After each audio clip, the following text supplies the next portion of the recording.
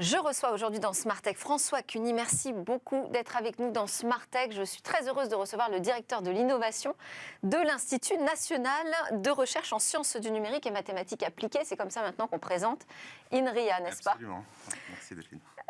Donc vous êtes le directeur général délégué à l'innovation. Comment est-ce qu'il faut comprendre déjà ce mot innovation quand on parle d'un institut de recherche justement en sciences des technologies?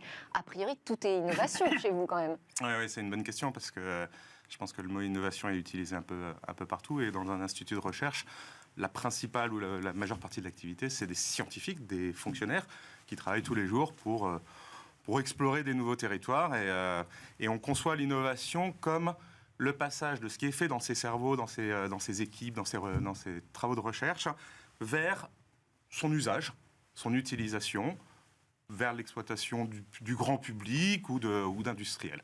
Alors, le mot innovation... Donc, innovation, c'est vraiment pour vous le passage de cette recherche fondamentale à l'application, en tout cas à son déploiement dans le monde économique. Pour un institut de recherche, c'est ce qui est fait dans la recherche, et je vais revenir dessus parce que c'est pas que la technologie, c'est beaucoup ce qu'il y a dans la tête des gens qui compte. Ce qui est fait dans la recherche, comment un jour ça devient quelque chose d'utilisé, d'exploité. C'est pas l'institut qui peut faire de l'innovation en soi, parce qu'il faut le mettre à disposition des gens, soit le mettre sur le marché, soit le mettre comme un service public, soit le mettre comme un outil. Et ça, c'est pas notre métier. Mais par contre, il y a plein de choses qui sont faites qui contribuent à un transfert et à de l'innovation par la suite. Alors, vous avez vous-même une double culture d'entrepreneur et de chercheur. Vous êtes passé par l'INRIA au tout début de votre parcours, et puis vous l'avez quitté pour monter votre propre entreprise. Je ne sais pas si on disait votre start-up à l'époque. On disait une start-up déjà. Déjà, bon, c'est pas si vieux, mais enfin, c'était il y a 17 ans. Oui, c'est ça. Et à l'époque, vous avez réalisé une levée de fonds. Oui. Comment ça s'est passé? Et surtout, qu'est-ce que vous gardez, vous, comme empreinte, comme souvenir important de cette période d'entrepreneur? Beaucoup de choses. Alors, bon, on sortait, c'était dans les années 2000, donc on sortait de la bulle Internet. Je ne sais pas si certains se souviennent, mais... c'est pas forcément le plus facile, oui. Qui était, alors c'était pas facile, c'était plutôt sympa parce qu'on voyait des choses ça bougeait, quoi. Ça bougeait, mais c'était la fin. La bulle Internet, c'est des levées de fonds énormes pour des sites web. Si on résume le côté négatif de la chose. Et moi, j'arrivais d'INRIA avec... alors, à l'époque, ça s'appelait l'INRIA, parce que c'était l'Institut national de recherche en informatique et automatisme. On a basculé.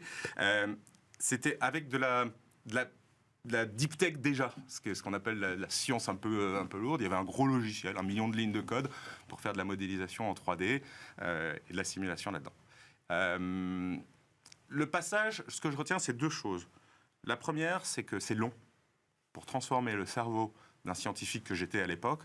Docteur en informatique. Voilà, c'est ça. En ingénieur, docteur en informatique, tout ce qu'il y avait de plus technologique. Voilà, très... on appelle encore techno-push. J'avais une idée technologique. Puis je me disais, vu que c'est génial ce qu'on a fait, ça ne peut que servir. Oui, le problème, c'est qu'il y a plein de choses à faire pour que ça serve. Et plein de choses à faire, c'est comprendre comment, comprendre pourquoi, comprendre qui. Donc... qui sont les futurs clients, comment, c'est quoi, l'interface est plus importante que ce qu'il y a au cœur du logiciel, c'est comment on l'utilise. Vous vous souvenez, c'est arrivé de l'iPhone avec un seul bouton. Tout le monde se disait, mais avec un seul bouton, on ne peut pas faire fonctionner un téléphone. C'est pas possible, il faut les 9 touches, les 10 touches pour les numéros de téléphone et puis pouvoir composer. Donc tout ça, c'est ce long cheminement qui m'a pris plus d'1 an. Et à l'époque, idée géniale du directeur de l'innovation de l'époque, qui s'appelait Laurent Cotte, ou qui, avec INRIA, avait mis en place ce qu'on appelait les post-doc création d'entreprise.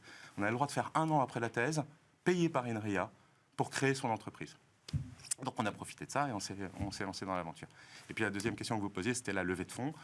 Qu'est-ce que je retiens de la levée de fonds? Plutôt un moment enthousiasmant, de discussion et d'échange avec un monde que je ne connaissais pas du tout, le monde du capital risque, qui nous challenge sur tous les sujets que je ne comprenais pas, puisque c'était le marketing, le business, l'équipe. Très bonne idée de mon directeur de thèse de l'époque, Jean-Claude Paul, c'était évidemment de ne pas me laisser seul, d'aller chercher un associé qui était un businessman. Et du coup, la technologie plus le business a convaincu. Vous avez trouvé la complémentarité finalement. Je ne sais pas si c'est une recette absolue, mais en tout cas, c'était une bonne idée parce que ça nous a aidés. Et puis, le fait que la levée de fonds, en tout cas cette première levée de fonds, c'était 1,2 million d'euros, donc c'était pas mal. C'était un bon début, on aurait voulu un petit peu plus. En fait, c'est qu'un début. C'est qu'un début et on le consomme très vite. Et en plus, nous, on n'a pas réussi à relever derrière et donc la société s'est arrêtée. Ça a été une super aventure. Mais voilà. Et donc, c'est un... Et alors, tous ces enseignements, ça devient un peu des recettes, j'imagine, que vous essayez de mettre en application aujourd'hui au quotidien à l'Institut.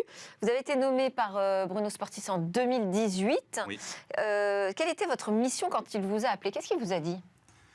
Alors en 2018, moi je quittais une dynamique, donc après la création d'entreprise, j'ai accompagné des écosystèmes d'innovation qui s'appellent les pôles de compétitivité. J'étais dans un pôle de compétitivité et puis j'étais parti quelques mois dans le Grand Est pour diriger les services de la région Grand Est sur le développement économique. Et Bruno arrive à INRIA et moi là je vois une opportunité incroyable parce qu'il me parle de cette direction de l'innovation qui est probablement un des postes sur lesquels je m'étais dit, je vous ai cité Laurent Cotte, qui était mon mentor à l'époque, et il n'y a pas de souci, je me disais, c'était vraiment génial. Et il me dit, François, tu sais, à INRIA, il y a 2 grandes missions, tu le sais, je ne le savais pas vraiment en fait.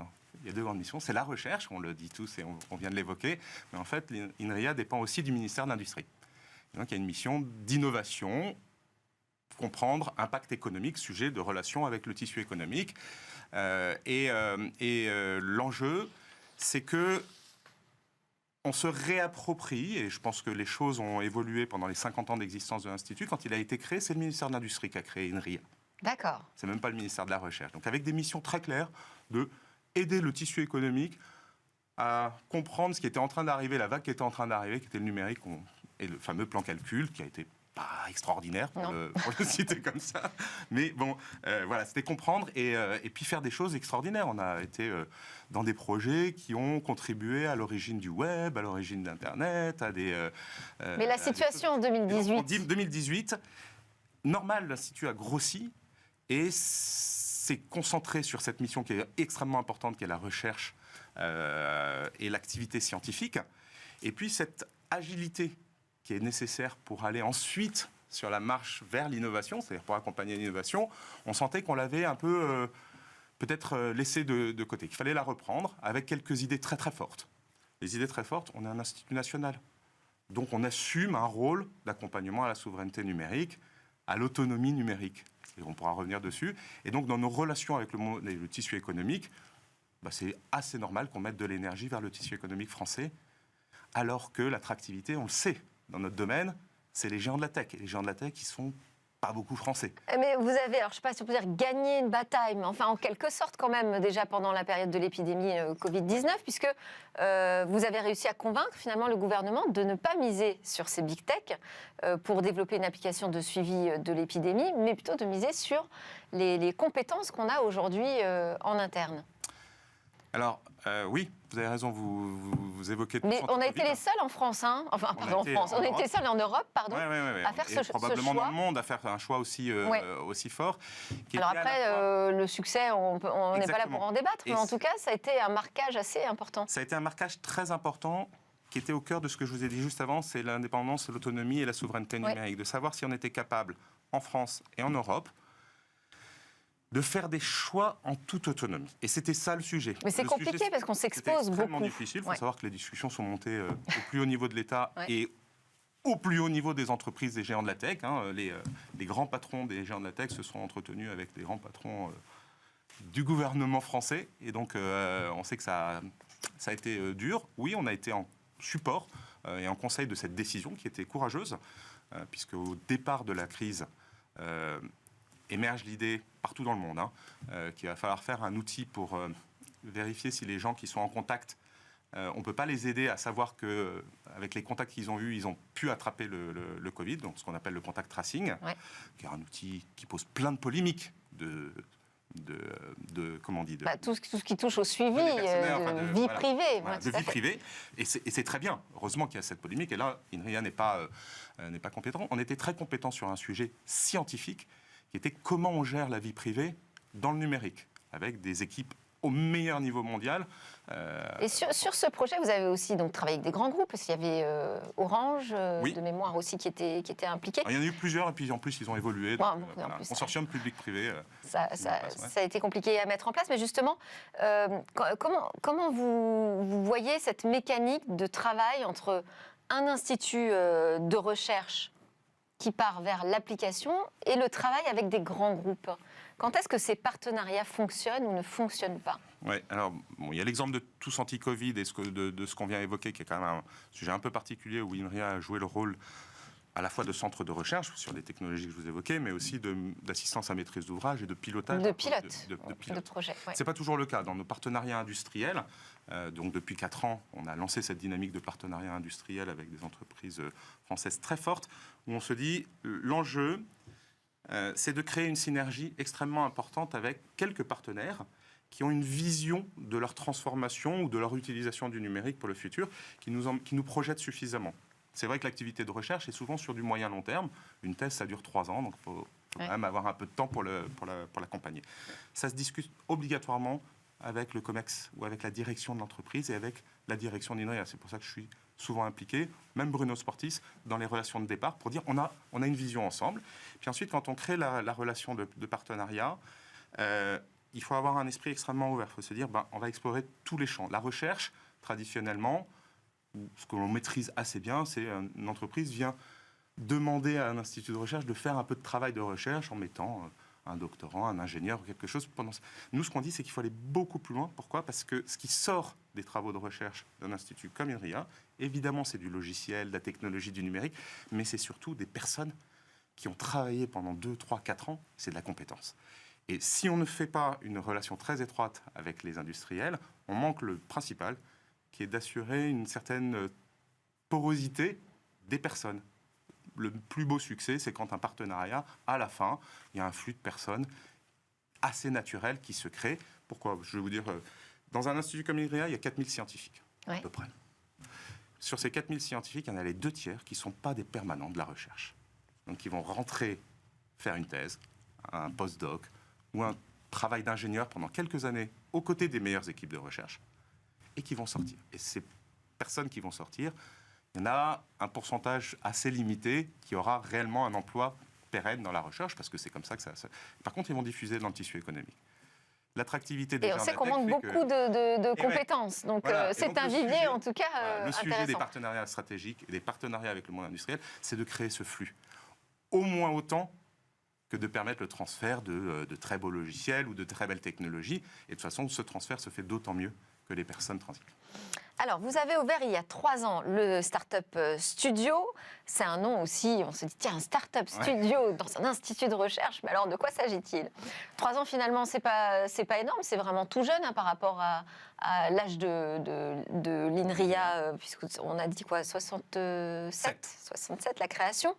Vous avez franchi le cap des 100 entreprises soutenues. À qui d'abord s'adresse ce Startup Studio ? Qui peut rentrer dans cette mécanique qui accompagne en fait la création, du début de la création de l'entreprise jusqu'au lancement de l'entreprise en dehors de l'institut? Oui, alors en fait, il y a 2 choses que... Ça fait 3 ans qu'on a lancé, qu'on a réinternalisé l'activité et on a nommé Startup Studio. Ça fait 30 ans qu'INRIA accompagne la création d'entreprises.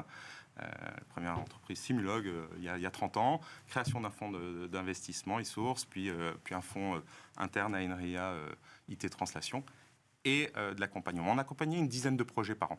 D'accord. Jusqu'à il y a 4 ans. 200 entreprises créées il y a 4 ans. Et la dizaine de projets qu'on accompagnait, c'était notre capacité. C'est-à-dire qu'on avait dit, on peut en accompagner 10. Ça crée 10 projets accompagnés, 10 startups créées. Et si on regarde les 200, aucune n'est devenue une licorne. Et là, on se dit, d'abord, il y a un problème parce que 10 projets accompagnés, 10 créés dans un monde de la startup, on sait que ce n'est pas le ratio normal. Et puis, aucune qui est devenue une licorne. Ça, c'est normal parce que sur 200...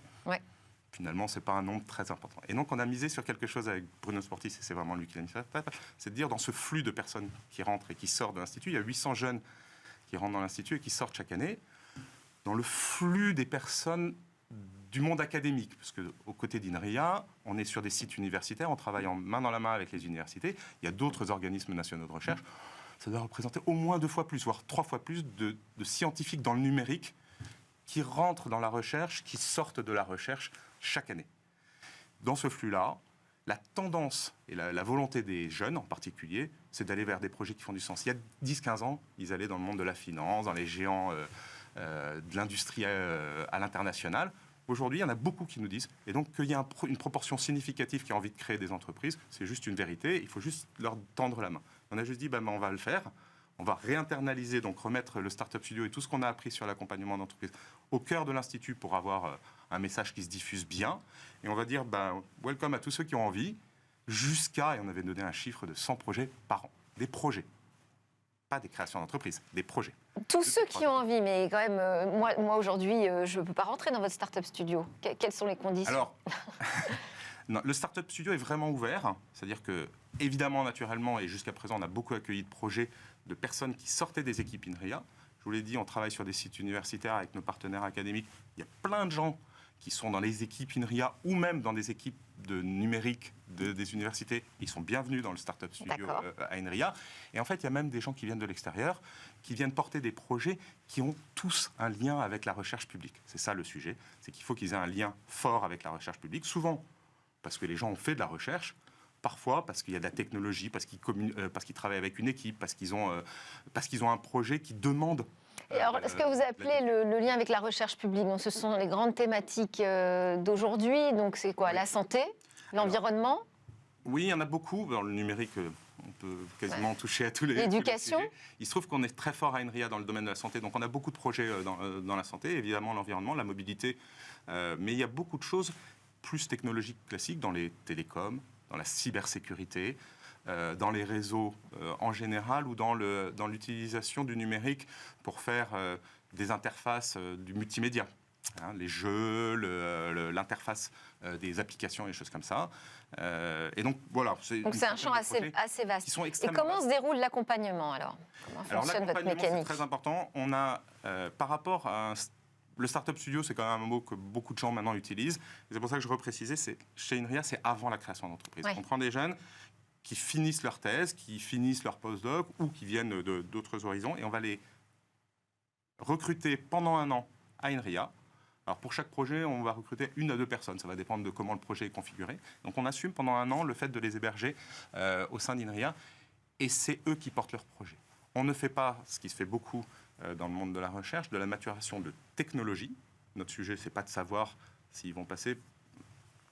s'ils vont monter leur technologie en niveau, c'est de savoir si eux vont devenir des entrepreneurs et porter ce projet. Et c'est à eux de le faire, parce qu'un entrepreneur, c'est lui qui porte son projet.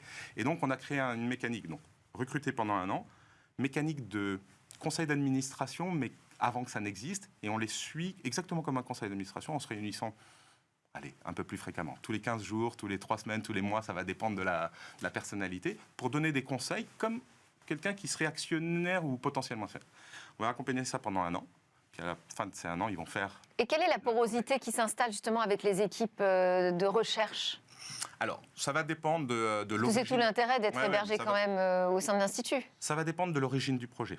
Quand les scientifiques viennent d'équipes de recherche, elle est extrêmement forte. Et même parfois, un des sujets, c'est d'accompagner à la prise d'autonomie par rapport à ces équipes de recherche. Quand les gens viennent du monde académique, donc les universités, un peu pareil, mais simplement le lien est en dehors des murs d'INRIA, ou parfois dans les murs, mais sur d'autres équipes. Et puis quand les projets peuvent venir de l'extérieur, en général, c'est le point de départ de la discussion. C'est-à-dire qu'ils viennent en disant « mais nous, on a besoin d'une technologie de cryptographie un peu nouvelle, et on a identifié votre équipe. Est-ce qu'on parle ?» On va d'abord parler, puis c'est si le lien se fait qu'on va lancer, enfin que le projet va démarrer. C'est souvent comme ça. Et la porosité, je vous disais tout à l'heure, l'idée, c'est qu'elle soit de plus en plus autonome. Donc, elle existe fortement au départ, mais il faut que l'entrepreneur et l'équipe puissent... Et ça fonctionne bien, ça, aujourd'hui? Parce qu'on a entendu parler de polémiques entre la recherche fondamentale qui a peur de se fourvoyer dans des projets qui seraient trop commerciaux et qui nous feraient oublier, finalement, cette recherche. Comment aujourd'hui, ça s'agence, ces deux mondes? Alors, il y a plusieurs choses. Faut se rappeler... Je disais tout à l'heure, INRIA, créé en 67, c'est le ministère de l'Industrie qui crée. Et en 85, il y a un décret qui repositionne les missions de l'Institut Et les missions de l'Institut, la première, c'est la recherche et l'activité de recherche, mais il y en a 7 autres qui sont le transfert, le développement technologique, le soutien. Et donc, ça fait vraiment partie de notre mission. Donc, il ne faut pas être juste sauter de notre chaise, ça fait partie de notre mission. La deuxième chose, c'est que 100% des équipes qui ont eu des scientifiques qui sont partis dans un projet entrepreneurial sont ravis. Parce que c'est un des sujets, et c'est pour ça qu'on accompagne les gens. On ne crée pas une start-up sur la base de compétences, de sciences et de technologies issues d'une équipe de recherche si on n'est pas porté par l'équipe. Ça ne marche pas. C'est pas vrai. C'est une vraie famille en général. Moi, je l'ai fait en sortant d'une équipe de recherche. C'est avant tout l'équipe avec laquelle je travaillais, d'abord qui était actionnaire de la société, et puis qui portait la. Et donc, vous nous dites 100% sont contents. Et donc, vous nous dites ça fonctionne. Est-ce qu'on peut, parce qu'on arrive déjà à la fin de votre entretien, vous vous rendez compte, ça va très vite. Est-ce que vous pouvez nous citer quelques succès de ce Startup Studio? Alors, des succès du Startup Studio, oui, c'est-à-dire il y a une centaine de projets qui ont été accompagnés depuis 3 ans, 55 qui sont sortis, puisqu'ils ont passé les 1 an, et parmi ces 55, il y en a 25 qui ont créé des startups. Et là, on est sur un très bon ratio, 40% à peu près, c'est très bien. Parmi ces créations, il y en a 5, je crois, qui ont levé des fonds au-delà de 500 000 euros, ce qui est pas mal, 7 millions d'euros. On n'a pas encore des grands succès. Par contre, pas encore de licorne, donc. Pas encore de licorne. Par contre, on a parlé de... C'est votre objectif ? Oui, clairement. Je pense que ça fait partie des choses qu'on peut imaginer, sachant que la majeure partie des entreprises, elles sont plutôt rachetées. Et c'est normal, on a eu des très beaux rachats. Vous voulez nous citer quelques noms, peut-être ? Disten, qui a été racheté par Dassault Systèmes, ou Argosim, aussi Dassault Systèmes. On a Probayes, qui est une société qui a été créée avant le Startup Studio, qui faisait de l'intelligence artificielle, qui a été racheté par La Poste, qui est devenu carrément un département d'intelligence artificielle de La Poste, et puis des sociétés un peu plus lointaines qui ont été rachetées par Apple, par IBM, une société qui a créé notre capacité d'accompagnement à l'entrepreneuriat, qui s'appelait iLog. C'était un très très beau succès d'INRIA il y a 50 ans, donc qui a permis de... Non, pas 50 ans, 30 ans. Et puis tout récemment, un très beau succès, c'est CryptoSense, que le président de la République a utilisé dans son voyage aux États-Unis la semaine dernière pour envoyer le premier télégramme crypté avec de la technologie qui résistera à l'ordinateur quantique. Et ça, quand même, on peut dire que c'est... Voilà, je ne sais pas, on n'a pas le temps d'exploiter et d'expliquer tout ce qu'il y a derrière l'ordinateur. Merci beaucoup François Cuny. Ça passe très vite, on n'a pas pu tout évoquer ensemble, mais on a compris quel était le travail de votre Startup Studio et plus largement de votre fonction innovation au sein d'INRIA. Merci beaucoup. Juste après, on va s'intéresser à cette industrie du jeu vidéo qui n'en finit pas de nous étonner.